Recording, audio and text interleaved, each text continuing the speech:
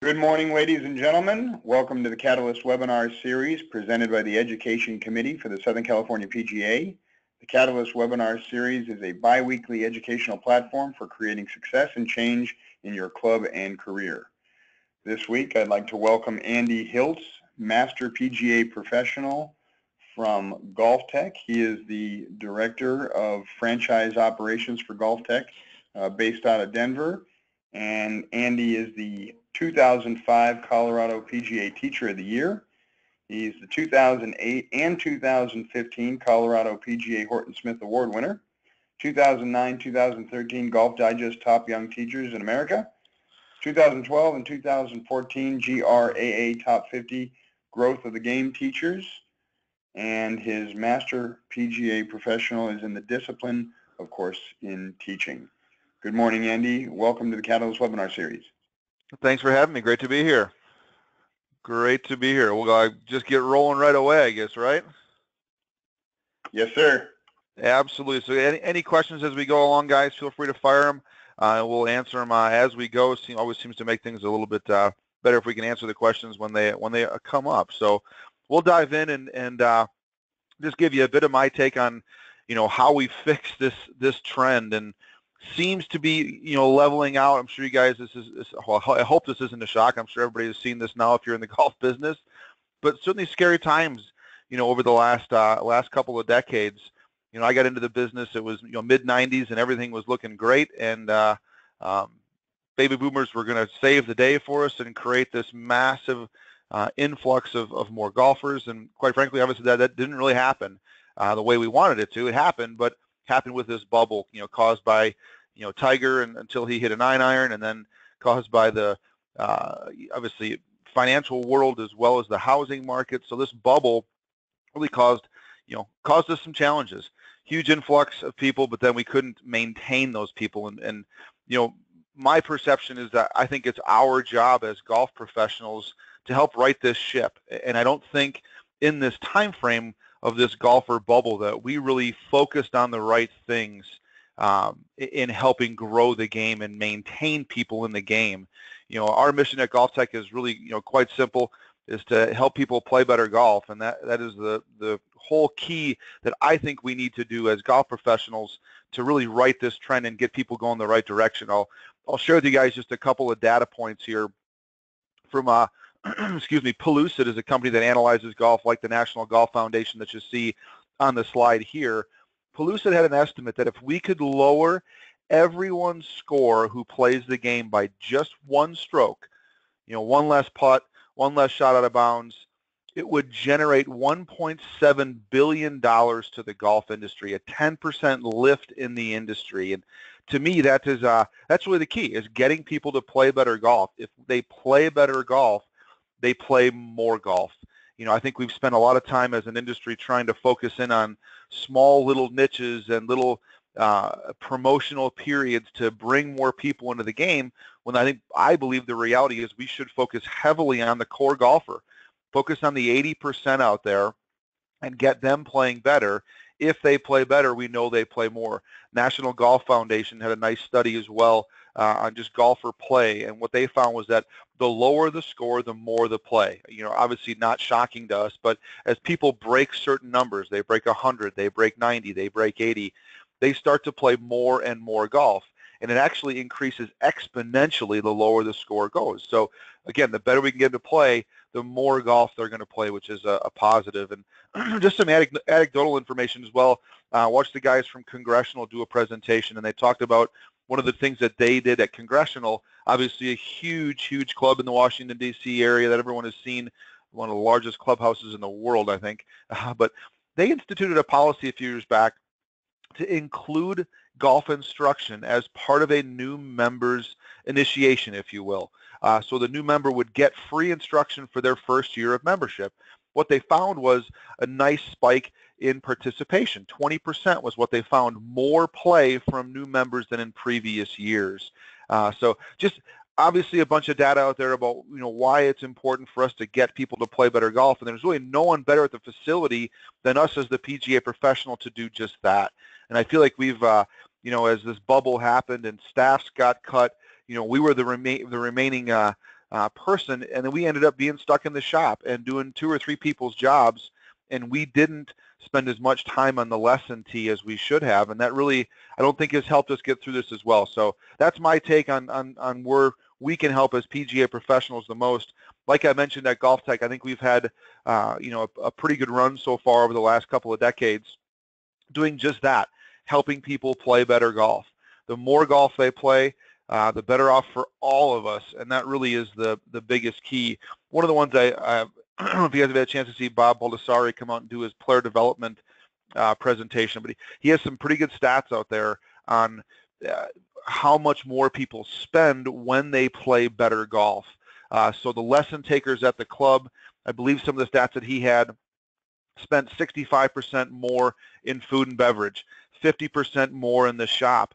And those same members who took lessons, their likelihood of turning over their membership was 0. So those who took lessons maintained their membership 100% of the time in some of the studies that he's done with the PGA as well. So obviously tons of stats out there, and it's a super important key for us. So really that's what I want to focus on today, is just maintaining our students and getting people to play better golf. Give you a quick snapshot of where we're at as a company. Our locations domestically across the country. Obviously, we're coast to coast and in I believe every major metropolitan area. Our total center count has fluctuated a bit here with all the Golfsmith closures. We've had to close 51 of those Golfsmith centers. That was obviously very painful for us. We've rebuilt. I think we're at 32 right now that are we're built in the same shopping mall or same strip mall, built just down the street as a standalone environment. So we've only got a few more to go to get back to that same capacity that we were at last fall when the Golfsmith closures happened. Give you just a bit of the global picture of where we're at as well. We're in Canada, we're in Singapore, Hong Kong, Korea, and Japan. Dubai is actually hopefully going to open this fall, and Australia is in the works as well, and we believe Europe to be a large opportunity as well. So, one of the things that we talk about is just career opportunity and building a career here at GOLFTEC. We had coaches here from Colorado. Our Denver centers just go over to Singapore. They are opening July 1. We had coaches from Canada go to Hong Kong. We had a coach from New Jersey go open in South Korea. We had a coach from one of our Canada centers go over to Japan. So huge opportunity with global expansion. It's one of the interesting things that I see is I've had a chance to travel over to those places, and it's interesting to hear how much they want an American PGA professional to be the face of their business, if you will. So tons of credibility globally that we have as golf professionals here in the States that's there to capitalize on an international basis if people are interested in that. Flipping back to helping people play better golf and kind of get past where we're at as a company, I really think this is probably the single most important key in starting off lessons with somebody, is sitting down with them and developing a game plan. And I feel like over the last, at least in my, golf career, now of 20 plus years, when I first got into the business, I really didn't see golf professionals develop a game plan, at least not many.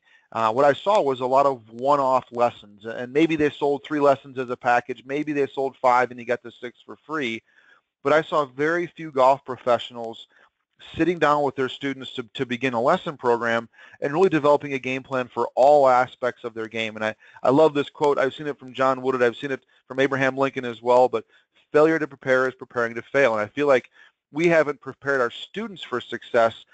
And in the same breath, I don't think we've given ourselves a lot of opportunity for success as golf coaches, both on a student success basis as well as a financial success basis, because the more lessons we teach, obviously the more money that we can make. And that's I hope something that's in the back of your mind, at least. We need to make a living as well. So in talking about developing a game plan, we've got to know our students' goals first coming in. And you look at the student side of things from GOLFTEC. This is from our annual survey, and you can kind of see this is when asked, what was your primary goal in coming in? What did you want to do with your game?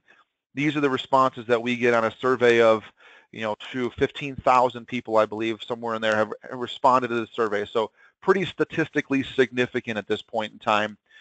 big chunk that we see, obviously, scoring improvement and swing more consistently. We also see a fair number of those people who are looking to identify what areas are wrong. They know something's wrong with their game. They're frustrated with their current ball flight, and they just don't know why it happens that way. Some of those people are self-fixers. You give them the diagnosis, and they want to go fix it on their own, which obviously I don't think leads to the most success. If you have a coach, we can help guide you through that process and give you the right order to fix all these things, because with 10 things wrong in your game right now, we can't focus on all 10 of those things to start with. We got to pick a priority and figure out what the right sequence is to build on those things. So if you know their goal coming in, you can then immediately begin to structure their lesson program. If the goal is to see scoring improvement today, I think we can all probably agree the putting green is probably the best place for them to start. Now, they may not want putting lessons. They may want full swing lessons, which we see that an awful lot at GOLFTEC. Primarily, it's one of the reasons we offer a swing evaluation to start our process. Do we know they need to get outside? Absolutely. Are we going to get outside with them? Absolutely. But if they want full swing and they truly believe that their swing is costing them their score, then I'll happily start in the full swing. I don't want to try to push a string and fight an uphill battle. Get them in, give them some full swing lessons, and then go play with them. And let's truly see, if we go track what's going on, what's the best place for you to focus on. And I think we all know short game and putting is a huge, huge one if they want to see scoring improvement. But build trust through giving them some swing lessons and then dive into the short game from there. You know, it's funny, they all come in and say, I'm sure you guys have heard this, my putting's great, my short game's great, because they're so frustrated and embarrassed by their full swing. That's what creates the frustration for them more than anything else. So fix the full swing, and then we can dive into the other areas. But important to know what their motivation is. If it's just to go to play with family and friends, we get a fair number of those people as well. Let's go out and play right now. And let's talk about your pace of play. Let's talk about the things that we need to do to make you comfortable on the golf course. You got to hit it every time, all right? But we also need to be around the green and be able to hit crisp chip shots and better pitch shots and be comfortable with those places as well. They may need to know where to park the cart, what the whole process is of checking into the golf shop. So if it's that type person and their goal, obviously your lesson program and your game plan with them is going to shift a little bit. So important to know where they want to take their game. And really, I think the first place to start when you go through your first lesson with one of your new students. I always love looking at the best players of all time and what their goals are. Obviously, very, very different from what your goals or our students' goals may be and how we'd structure a lesson program. But best players in the world have got incredible goals, and I'm certain that their coaches have developed a game plan around those goals. You know, Tiger's long-term goal of beating Jack's record with, I remember seeing an image on his the mirror in his bedroom as a kid. It was Nicklaus winning at Augusta in '86, and it was a printout or a newspaper clipping that he had taped to his bedroom mirror, talking about Jack's 18th. You know, that's a long-time goal for Tiger. I love Annika. There's a story about her after the Solheim Cup victory. Here she is in the media booth, and her caddy is still on the range. And everyone's in there partying and having a good time. Once Annika's done with her media obligations, she doesn't go to the party. She goes back to the range. Even though the cup was already won, her I'll say program with her caddy was if they didn't do something well that day, they went back and worked on that before the sun went down. And she didn't drive the golf ball that well that day, so she went back and hit drivers until the sun went down after the cup had already been won. Greg Norman, I just wanted it more. When he asked why he was so good, I just wanted it more, and I worked harder. He talked about working out and exercising when it was dark outside, so he had more daylight to practice his game. David Duval, and I believe this is just me search, but you know, David's spent some time with us here in Denver. He's a great guy, lives in Colorado, obviously, doing a nice job on the Golf Channel right now as well. But the guy was the best player in the world, shooting 59, beating Tiger for a while there, and then fell off. And I heard him talk Andy, can you about, pop back? Sorry to interrupt. Can you pop back to the last slide where it's got the domestic absolutely. spots? This one? Oh, this one? Yes, sir, that one. Sorry about that. Yeah, absolutely. Absolutely. This may not be 100% accurate right now, obviously, with all the transition of some of the Golfsmith stuff. I think it's pretty close right now, but it could be a little bit high from what the actual number is. We're trying as fast as we can to get back to the level that we were at. We ended up, not to give you guys too much boring information, but in the whole thing of closing 51 centers, we lost only 7 coaches. and they were markets like Greenville, South Carolina, and Myrtle Beach, where we're not going to go back to those markets. They're just not big enough for us to support a facility in those markets. Those were coaches that we lost, which we feel was a pretty big win. We had to close down 51 and only lost a handful of coaches, which is really, really good compared to, Dick's, where what we lose 380 or 400 something in one day. So I'm going to move on if that's okay. Yes, sir. Okay. Good stuff. So anyway, I think Duval's challenge to pick up what I was talking about was I heard him talk one time about his goal forever was to be the #1 player in the world. And after he achieved that goal, he didn't have anything else to achieve. And he lost that. Whereas Pat Bradley, I don't know if you guys have read Golf is Not a Game of Perfect, fantastic sports psychology book. I believe this is the first chapter. And Dr. Bob talks about Pat Bradley and her dreams. So here she is at the LPGA induction ceremony, hardest Hall of Fame in sports to get into, and she grabs Dr. Bob and says, "What's next? What's the next dream?" Twilight of her career, and she's worried about what's next. So anyway, always an interesting comparison from what our students' goals really are. Obviously, they're not to have that kind of championship success in most cases versus the best players in the world. Either way, you got to know what it is. If you do work with high-level players, you got to know what their goal is and where they want to take it and what's the best avenue to get there. Obviously, Tiger Woods trying to be the best player of all time, very different than Mrs. Haverkamp just trying to get the golf ball airborne at this point in time. When Tiger first sat down with Butch, they had a game plan. You heard him talk about, or I heard Haney talk about when Tiger first called him. He knew he might be getting a phone call from Tiger. First thing Tiger says out of his mouth, "What's the plan?" Right? And if Hank didn't have a good plan in mind, I don't think he'd have gone to Hank for the time period he did. And I think all those guys, Sean and Hank and Butch, all did a wonderful job. And now Chris Como, all are great coaches. So and I'm not knocking any one of those guys. They do a fantastic job. They make a plan because the best players need it.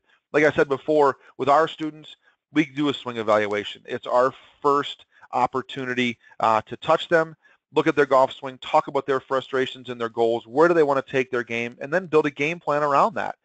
I'll share a stat with you guys. So on average, the students, this is, again, our total student database now of 400,000 plus students we've seen across the world. We've given over 7 million golf lessons now. The stat that we have that to me is I want to get it better, but it's still, I'm pretty excited about it. Over the course of a year, we take 7 strokes off people's games at GOLFTEC. And that's a year's worth of golf lessons. 7 strokes. The average person comes in seeing us at 97 is what they shoot. We take them down to 90 in that first year. One of those points, that's a tipping point for playing a ton more golf. Once they break 90, again, exponentially, the number of rounds they play grows. So if I was at a facility where I had a full 18-hole facility to go play, if it was me, I think that would be an ideal scenario. Let's go do a playing evaluation. And you probably don't need 18 holes. You can probably just do it in 9. Take your video camera, your iPhone, your iPad, whatever it is, record them hitting a variety of different shots, then go sit down afterwards and have lunch and talk about all the things that you saw. And write out on a piece of paper or on a whiteboard or on wherever what you think is the most important priority for them to fix right now. And you got to back up. You got to know their goals. Where do they want to take their game? And keep in mind, 7 strokes is our average. I would love that to be, 20 strokes a year. That's just going to be hopefully a sign of just better and better and better coaching by our GOLFTEC coaches around the country.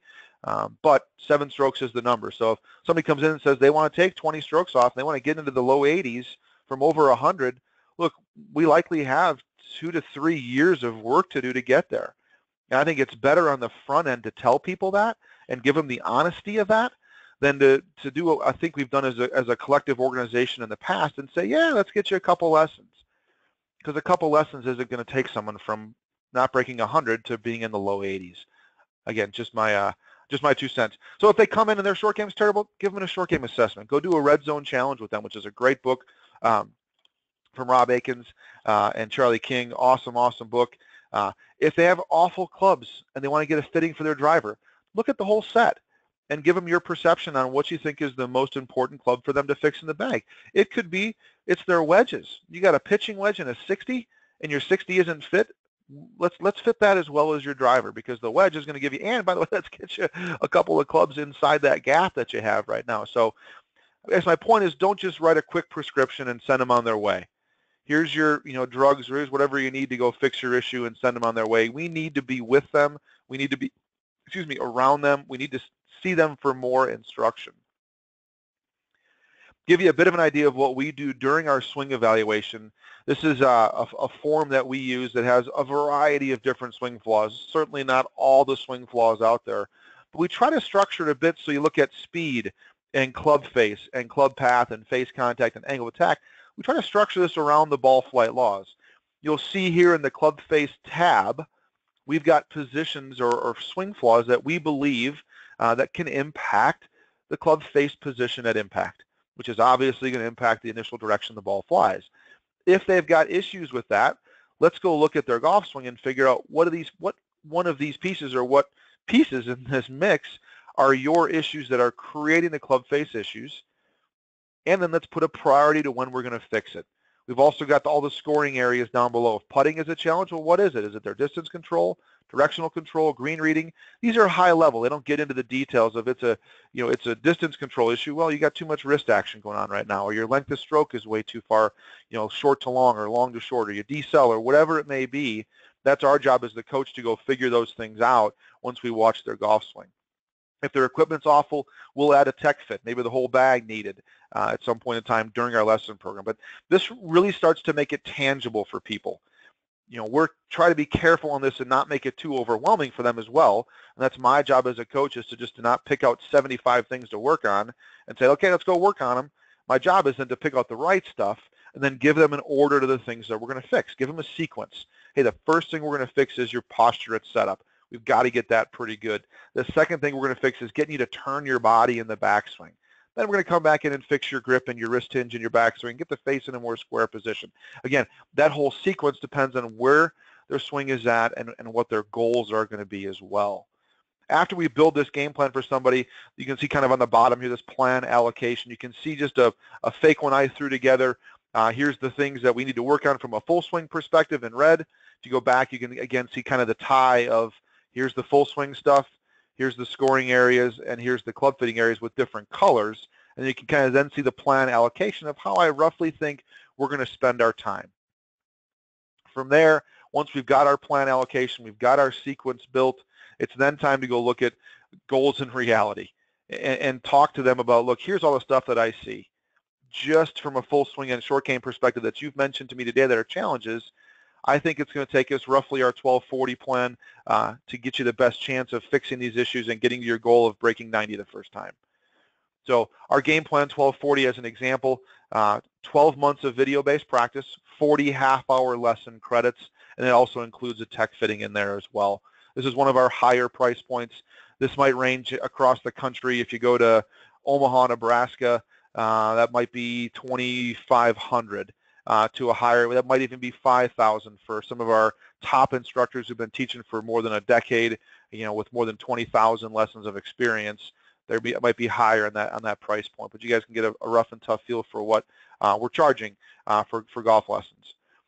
A couple different things on this, and I guess a recommendation to fellow golf professionals out there. The first thing is start to offer larger plans, and then number two, it requires their commitment, and that's what I want. I don't want to take on a student who's not committed to their improvement. If you're not committed, I'm not committed, and this isn't a good fit, and you can go see a different golf professional. And that's really what I want out of my students. I want a commitment, and I want them to understand the reality of the situation. And I'm from Wisconsin, so a little Lombardi quote here. I apologize. I couldn't resist. But I always appreciated this quote, because as our job as a coach is to tell them the reality of the situation. If you want to get better, I don't just sprinkle a bunch of pixel dust on top of you and poof, your golf game is better. It's going to require that you work a little harder, but work smarter as well. Let's work on the right things in your golf game at the right time, and not just you going to practice random stuff out there, because that's not going to get you better. So I think as a golf professional, I know myself, when I was in a country club environment before I came to GOLFTEC, I had a hard time with this. I'm in a service environment where I need to be very, very cordial and friendly to the members to make sure that they like me. And it probably put me in a position where it was hard to do this. I can tell you that when you tell them it, and you tell them it honestly, and you have a game plan for their improvement, they appreciate it. Because most people, they're not used to that. They're not used to someone telling them, you need to work. And if you skip your lessons the last month, it's not my fault you're playing bad.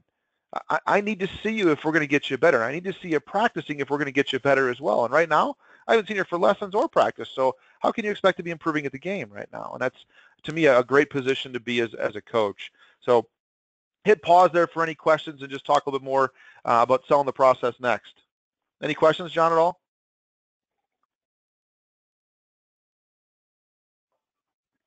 I'll take that as a keep ripping then.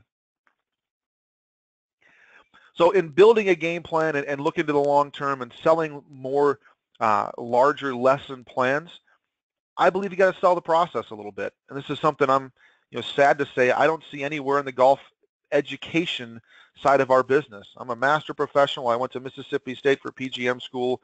I've been to every teaching and coaching summit the PGA has offered since 1999. Actually, sorry, I missed this year. It was the first year I missed. I've been to every proponent group summit since I started doing it more than a decade ago. I've done every teaching and coaching summit in Colorado. No one talks about sales. And I think, well, I know we do at GOLFTEC. It's one of the things that we spend some time training our coaches on. And I'll tell you, from looking at Glassdoor and different places, when people talk about our business, I think we get a bit of a bad rap in this one that, oh, they're just worried about selling more golf lessons. That's all they care about. And I can tell you that is absolutely not the case. I've been at this company for almost 20 years now, and it is not what we sit and talk about on a daily basis.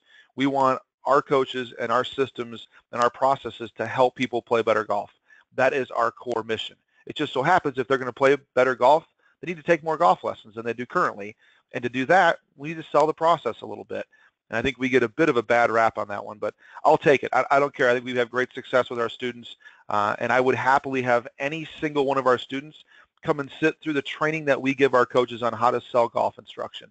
I don't think we do anything shady at all, but obviously I'm a little bit biased to what we do, so take it for what it's worth. Yeah. But, anyway, you got a question, Andy, John? pertaining to the sticker shock there that could come with the Sure. $4,000 plus price tag, Yep. you kind of explained that pretty well in the selling the process piece. But can you explain a little bit the contractual obligations of the clients in terms Absolutely. of Absolutely. In most cases, we do this up front. So they'll swipe it on a credit card. I've seen guys pay cash in some cases as well if their wife doesn't want to see it. We have other game plans. We have everything from a 5-pack of lessons, which is right around $300 to $500, depending on which coach you're getting and where you are in the country or in the world for that matter.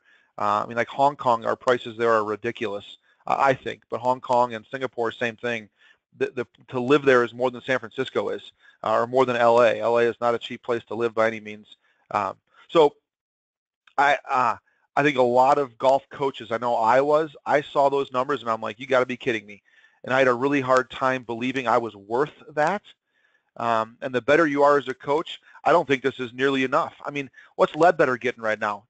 $5K for a half a day? I mean, David's awesome. He is absolutely fantastic. But is he really worth $5K in a half day? Maybe for some people he is.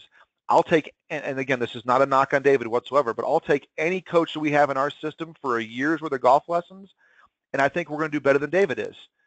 And I'm not saying that David's bad because he's phenomenal, and if David took that person for a year, he'd do way better than our coaches would, right? Because he's the best. He's one of the best. And same with Butch. But in a half day's time, Butch or David or Jim McLean or any of those guys can't change someone's movement patterns that they've been doing for 40 years the wrong way. It's going to take a much longer time frame. Just like learning. You guys have all heard in school, right? Small chunks, don't go cram. Well, you go see David Ledbetter for a half day, it's cramming. And it might help that day, and it might be a great session with David, but I don't think he's going to have the impact on your game that I think a coach can have over the course of a year. So I could stay on this slide all day long, and I know a lot of people see that sticker shock, and it's challenging. I know I grew up with 2 parents as teachers, so this was a lot of money. To me right now, even in the position I am now in golf, this is still a ton of money. But I think we also need to think about the people that we deal with. I go to country clubs and I see the cars that drive in. I see a Bentley pulling the door. That Bentley is what? $250 minimum? $500, more than that in some cases, with all of the amenities that they can add to it. What's the monthly payment on that? What do they spend to be a member at your club? You know, the clubs around here, go to Cherry Hills. I think Cherry Hills right now is $100,000 or $125,000 to walk in the door. It's, I think, about $900 a month, just the dues. If you start adding guests and caddy fees and lunch and dinner and cocktails to that, they're in for $2,000 a month pretty easily. So for me to look at $5,000 for the course of a year to play better golf and enjoy the membership that you just spent $125,000 on, I don't think is very much at all. And as golf professionals, this is I think a massive mind shift that we need to make. And I can tell you our young coaches have a hard time with this as well. That's a big number for us as golf professionals, for the most part. I know you go to the Northeast and some of the guys up there make ridiculous money, but for the most part, this is a huge number for us as golf professionals. So, John, I don't know if that answered the question at all or not, but I get it. I get it 100%, and this is one that just takes some time. I'll give you an example. I was in Louisville last week. I have a new coach in Louisville, and their prices are nowhere near this. I think they're $1,252, which is again 52 half-hour lesson credits. I think they're just over 3,000. I think they're 3,200 for that many golf lessons. 12 months of practice in the Bay, and then a tech fitting as well. He had a hard time with it, and he brought a bunch of students over that he had taught at the club he was at prior. We also, in the club prior, he was the only teaching pro over there. They didn't really do a lot of teaching. They really just wanted to focus more on the shop. So we do our short game lessons at that facility as well in Louisville. Anyway, he came over and he said, my students aren't going to do this. They won't do it. They're just not that affluent. They're not at all. And the reality is, I'll take you to this slide to show you that most people want it. So this is from the National Golf Foundation as well. And when asked what type of lessons of the core golfers out there, when you're seeking golf instruction, what type of lessons are you looking for right now? More than half of the people are looking for a long-term fix. They know that the quick fix doesn't work. They've been watching Breed and Martin on the Golf Channel, and those guys are great. Martin and Michael are fantastic individuals, phenomenal golf instructors, but they don't know what your problem is. It might be this, it might be that, and you trying these random things has not gotten them better. The magazines haven't helped them out for decades. They haven't lowered the handicap of people. So most people get it. So I don't know if, again, that answers the question, but most people want this type of game plan. I'll give you one more example on this game plan piece of a golf professional. He's actually our president of our section here in Colorado. Ty is an awesome, awesome guy. He saw my presentation of basically this 3 years ago now. He saw it again 2 years ago, a year afterwards, and he got up and spoke, and he said, I got to tell you, this was to a group of PGA professionals. He got up and said, I got to tell you, I saw Andy present this, and I had a hard time figuring out how I was going to change my lesson programs. He said, as the director of golf, he has a head professional and assistants as well. As a director of golf, I want my assistants to teach a little bit, but I also want to teach a little bit too. And I have a fair number of members who ask me to teach them, and I teach them. He said, this last year, after seeing Andy's first presentation, I decided to do a year-long coaching plan. And it was unlimited lessons for a year, and I was only going to accept 10 people into that program. He said, I was working on my brochure and trying to develop it and get it to look right so they knew it was involved and knew some of the stipulations of when I could give lessons. I couldn't give it on Saturday mornings and Sunday mornings, et cetera, but other days of the week I was open. He said before he finished creating his brochure, just verbally talking to it with the 10 people that he already kind of taught, all 10 of them signed up for $1,000 for the year. Now, he way undersold himself at $1,000 for the year, but it was $10K in his pocket. He said he had 3 of the 10 shoot their career low round. If they shoot their career low round, what do you think they're going to do next year? They're going to sign up again. He said this year, and this is talking, this is last year, so it's been 3 years of this. He's on his 3rd year of doing this. The 2nd year of doing it, he bumped it to $1,500 for the year. All 10 signed up again. So he's got $15K cash in his pocket at the beginning of the year. Now, obviously, he wants to teach them because when he teaches those lessons, they get better, right? And I got to ask him what he's charging this year because I haven't seen him yet. I missed our spring meeting this year and I haven't had a chance to chat with him. But I hope this year he's gone to $2K because he's worth that for a year's worth of golf instruction. Anyway, if that answers the question, I hope it does. If not, I'm happy to talk more about it. But back to this selling the process. We have to change our students' microwave mentality. We live in a society today where it's plus 30 seconds and my food's warm and I'm ready to go. They want quick fix. They want it now. And the reality is that's just not how changing golf swings work. We got to stop asking for this 40 bucks at a time and start selling longer term commitments for people collectively as an entire organization. I strongly believe this. You don't need to go to a year-long plan. I would recommend you do. I think it's a no-brainer, but sell packages of golf instruction and get their commitment on the front end. It's super important, and stop asking for the 40 bucks. I always hated when I was teaching outside before I came to GOLFTEC, asking for money every time they came in. And it just drove it. I wasn't at a private club all the time, but it was at a public course, and asking them for the 40 bucks after the lesson just kind of cheapened the experience, from my opinion. So I love asking for money once a year, and I'm done asking for money. And we can get that awkward conversation out of the way. We can get back to what I want to do, which is help you play the best golf of your life. So anyway, got to build that comprehensive plan. You got to provide what they need, and you got to align their goals with reality. So hopefully I'm not beating a dead horse here, but super passionate about this one. You guys have already seen this. Most of the people out there want it, or at least have to. I would have guessed, talk one more piece about this, I would have guessed this was the old Pareto principle, the 80-20 rule, that 20% of the golfers really get it and understand they need a long-term solution, and the other 80% are still in this quick fix mentality. But 50-50 is a huge opportunity for us as golf professionals to provide more game plans for people. Give you a couple little pieces as to why they come in, what finally pushes them in. And one of the things I think is kind of funny I shouldn't say it's funny, but it's the reality of the situation. The National Golf Foundation found in their study of, why did you finally go in, they talked a lot about how long it took people to come in. Decades of being awful at golf. Tried improving myself. A lot of time elapsed before pulling the trigger, because they grew increasingly frustrated year over year over year of not getting better, practicing more, buying a new driver, buying new irons, and none of it worked. And that frustration continues to build, and then they reach this breaking point. All right, I really think these three are one and the same. They've tried it for a long time to get better by myself. It got them continually frustrated, and at one point in time, the clubs were going in the lake, and I'm done. I am sick of this. I need to get professional help. And those are things, if it was me, that I would talk about with them when they come in for golf lessons. I would ask them the question, what's frustrating you? How long has that been a problem for? If they talk about, Jesus, I've been slicing the golf ball for 20 years. 20 years? Are you serious? That must be frustrating. What have you tried to do to fix it? Did that work? I think you know the answer to that. Right? But getting them talking about it gets those emotions to be front and center in their mind. And that's what I want to talk about when we start golf lessons. I want to fix your emotional frustrations and make this game a hell of a lot more fun for you. So hopefully that helps a little bit on the sales side of things. It's an important piece. And I'll tell you the last piece, and this is another one that I'm super passionate about, that we do, and not trying to point fingers at anybody, but generally speaking, we do an awful job of as golf professionals. And I'll give you an example or a couple examples of just me personally. So I had skin cancer a couple of years ago, or Jesus, more than a couple of years ago now. I guess it was 7 years ago now.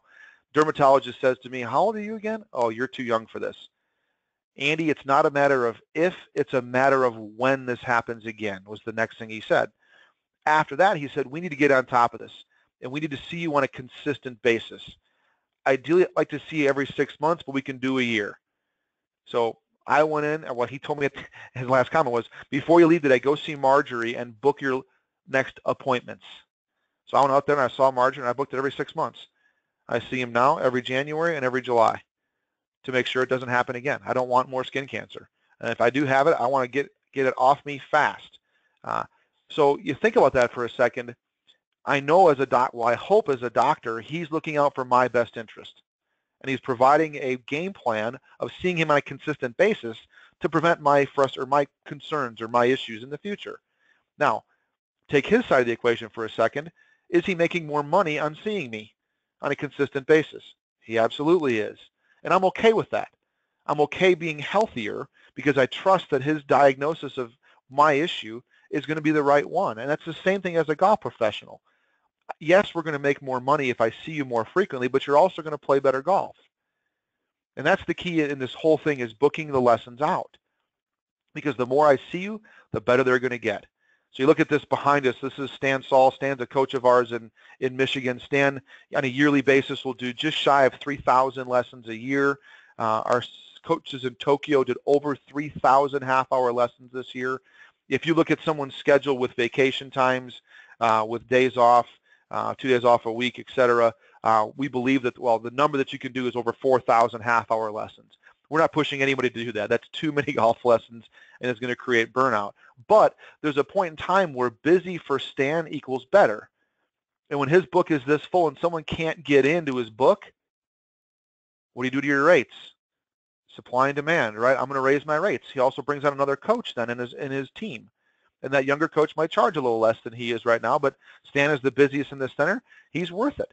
He raises his price right now. So give you a couple other examples. Soccer is a great one. I played soccer as a kid when I was 5 years old, and I'll never forget the first practice he required a parent to be there. The coach handed out a schedule to all the parents.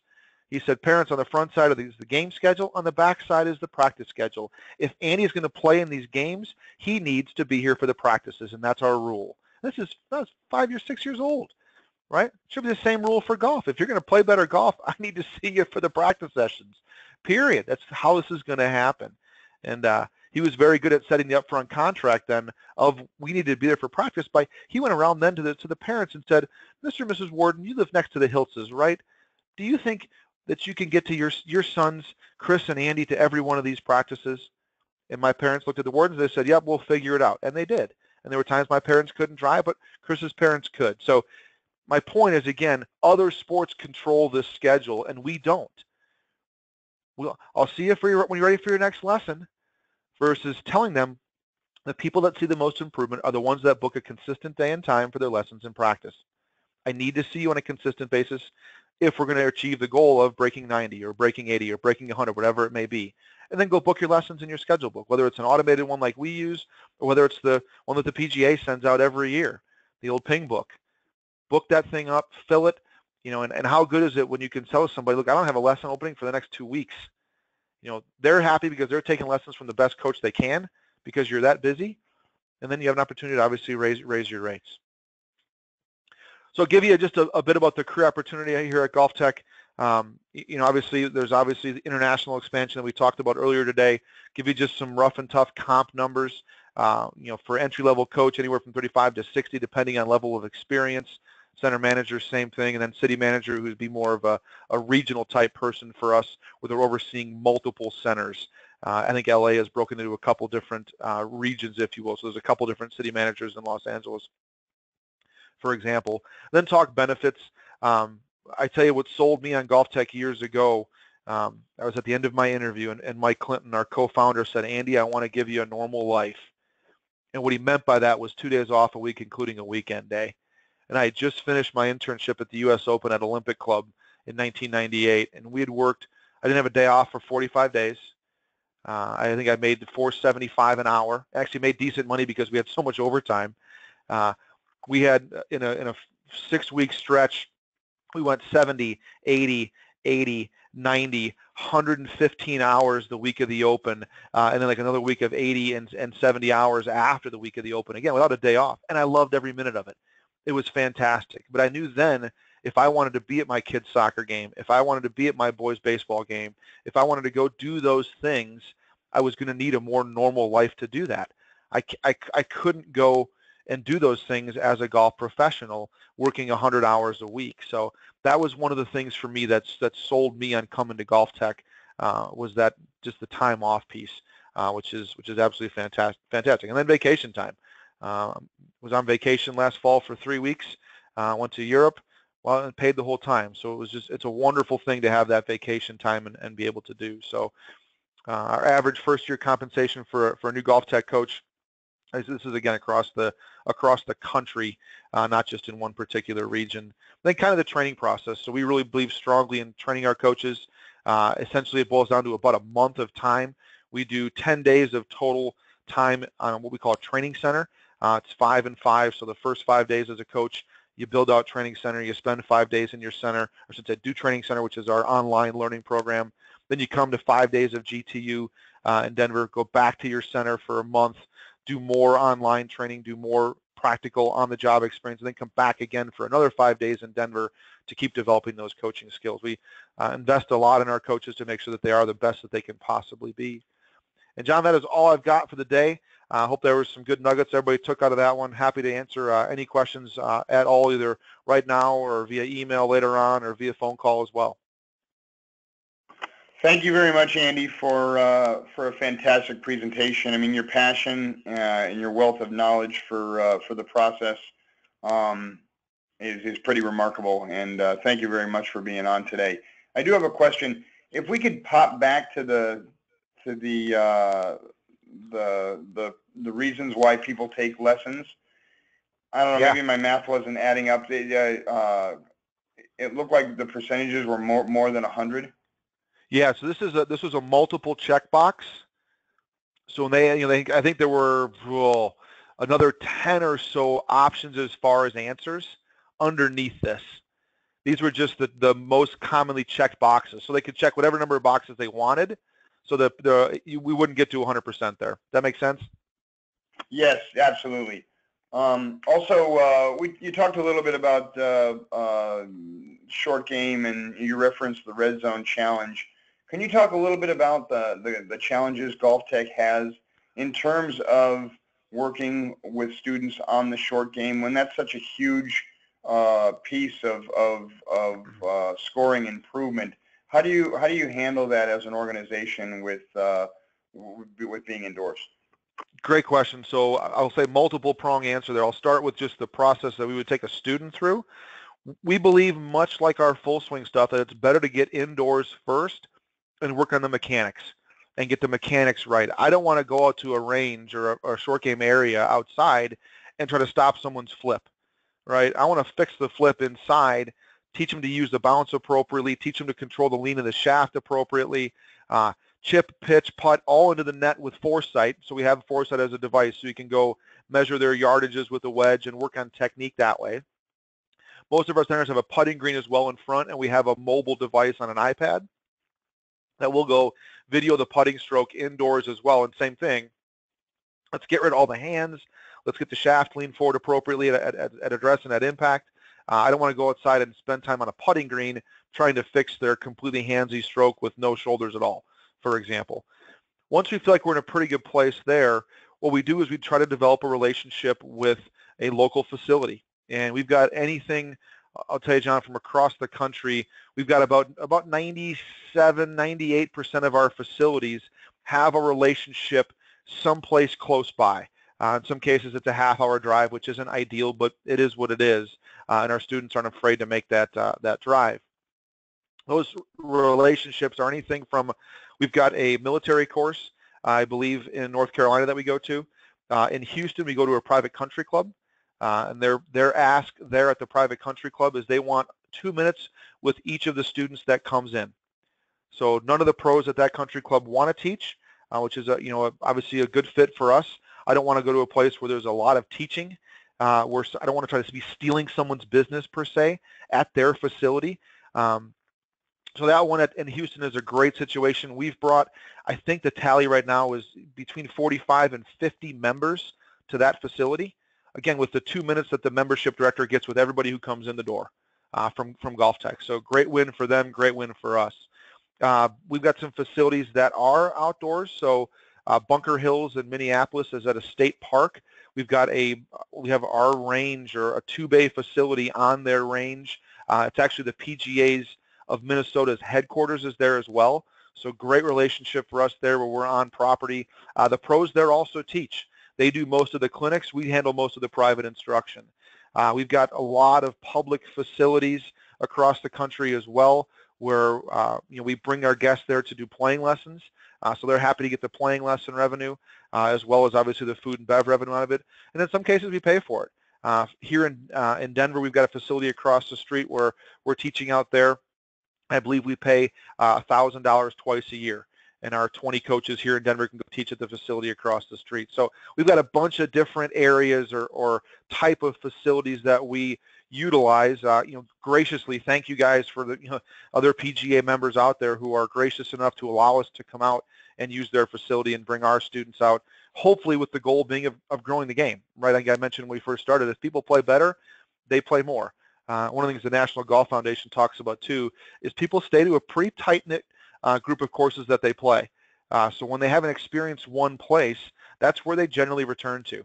They don't go travel a great distance, but maybe a couple times a year. When they play on the normal basis, they're playing close to home. So I don't know if that answers the question at all or not. Maybe I'm a little long-winded there. I apologize. But anyway, it certainly is one of the keys for us is to develop that relationship locally with somebody else.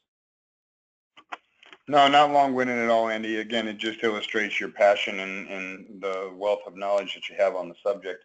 Yeah, absolutely. Our goal is to make it a win-win, right? Like I said, we don't want to be trying to steal business from someplace else. That's not our intent. We want to grow the game and make more golfers and make better golfers because they play more. Can you talk a little bit about the challenges, especially you in your position as the Director of Franchise Operations? Has recruiting become easier with the general decline in golf, or has it become more challenging with less facilities or more less challenging? Can you talk a little bit about your recruiting process and how that's So I do evolved over time? Absolutely. I do a fair amount of recruiting for us as well. I've been down to, all the golf academies, PGCC. I think I've been to every one of the PGM schools but one. So we spend a lot of time there to inform them of what we do, of our core mission, and if they're interested in teaching golf, we think we're a really good opportunity coming out of school. We see, however, about 80% of our coaches come from the local sections. So 80-20 rule here kind of applies with, we spend a lot of time recruiting in the universities, but only get about 20% of our actual coaches from those places. So I'd say for us, it varies by section. And I'll tell you, I think we do a really good job of building relationships in some places. Colorado here is an example. We've had 6 or 7 Teachers of the Year here in the Colorado section. We've had multiple Horton Smith Award winners, and obviously including myself on both of those. We've got great relationships here. But we've worked hard to build those relationships and get people to realize that, we're not trying to steal business.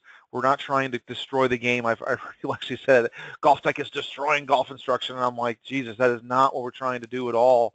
But there's other sections across the country where we haven't done a good job of that, and we have this stigma of what GOLFTEC really is, and in most cases, the stigma is not really 100% accurate. So I encourage anyone who's on the phone and listening, if you haven't been into a GOLFTEC, come in and check it out. Call the guys.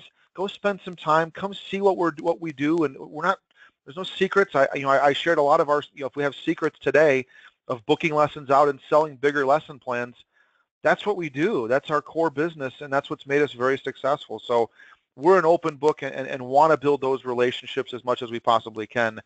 On the recruiting side of things, it's ebbed and flowed a lot. I'll tell you, when the Dix thing happened, what was that, 3 years ago now? We had no problems recruiting. We had 30 brand new coaches the next day coming into the system. I think we ended up hiring a total of about 45 people. So that was a great time period for us. Over the last couple of years, it certainly has gotten more challenging because we've grown a bunch. Prior to the Golfsmith thing, we were on a nice little track of growing. And when that happens, we hire from within. We want a coach who knows what he's doing to go open the next center. We've also had massive growth internationally, and they've taken a lot of our good coaches. So they've gone overseas. So we have to replace those coaches. And where it's gotten harder, I believe, if you look at the PGA globally right now, they're in a bit of a bind. I believe what's happening is the majority of the membership globally right now is 50 and over. And they're also seeing a shrinking of new apprentices. In fact, they're at the lowest, I might not say this exactly the right way, but I believe they're at the lowest number of apprentices entering the program over the last 30 or 40 years. So they're at an all-time low of getting new members to come in and then we're starting to see the older membership begin to retire off. So there's this shrinking number of golf professionals out there that is, I think, making it more challenging for all of us to find good, high-quality people to help people play better golf. So I don't know if that answers the question or not. Again, probably a little bit long-winded, but you know, for us, it's going to continue to be a huge key for us is to recruit and find high-quality coaches who want to teach. And I think the thing for me that I see when guys come to work for us, they're at their last job in the golf business, and they've tried out other things. They may have gone into car sales or real estate or mortgages or insurance sales is a pretty common one as well that I see golf pros go into, and they miss golf and they miss being around the game, but they don't, you know, they've got a family, they've got a normal life they want to live. You know, our coaches work 40 to 45 hours a week, some less than that. They don't want to work that much, so they work less hours, which is just fine. Some work more than that too if they want to crush it and kill it, and then they do. So there's a lot of flexibility in it, and I think that's the attraction for us right now. Obviously, the comp is better on you know, for a first-year apprentice as well. We try to make that you know, a little bit more attractive than others. So I think our recruiting though is going to continue to be a challenge because we are once the Golfsmith thing flips, we're on a serious growth path. We want to add about 20 centers a year. Our board is 100% supportive of that. We're going to continue to grow internationally and domestically by filling in the markets that we're in right now currently. So recruiting is going to continue to be a challenge for us going forward, no matter how good the employment environment is. Well, thank you very much, Andy. Everyone in attendance, thank you very much for attending the Catalyst webinar series this morning. As usual, we will be emailing out the quiz for today's presentation along with the link for the YouTube recording. Please take the quiz and return it to Sharon Kerfin at pgahq.com. A score of 70% or higher will earn 1 MSR credit for attendance. Want to encourage everybody to put on your calendars for Thursday, July 12th, where Jeff Harrison will be presenting on the topic of video as a strategy with teaching. Thank you, Mr. Hilts, for your time this morning. Thank you, everybody, for attending. Have a great day.